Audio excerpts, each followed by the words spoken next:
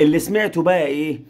ان الرجاء عنده لعيب كده بيشوط ضربات جزاء على طول، واد كده مش فاكر الاسم والله، النهيري البهيري حاجه زي كده، البحيري مش هتفرق.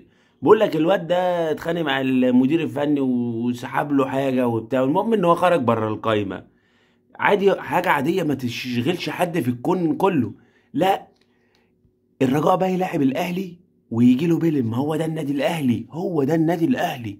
يعني اللاعب الاساسي بتاع ضربات الجزاء غايب، فيجي للرجاء ضربة جزاء علشان يخش واحد تاني يشوط ضربة الجزاء ويجيبها في العارضة، عشان ما يخشش جون في النادي الاهلي. هو ده النادي الاهلي. بالك انت لو جاء مثلا فاول على ال 18 الرجاء، اللاعب رقم واحد في الفاولات ممكن يجي له مثلا استدعاء في الجيش علشان ما يشوطش الفاول. يا باشا ده الاهلي يا باشا، والله العظيم هو ده الاهلي. انت فاكرنا بنهزر، انما ده واقع ودي حقيقة، دي حقيقة. دور في الاسباب ولا ما تدورش، هو ده الاهلي.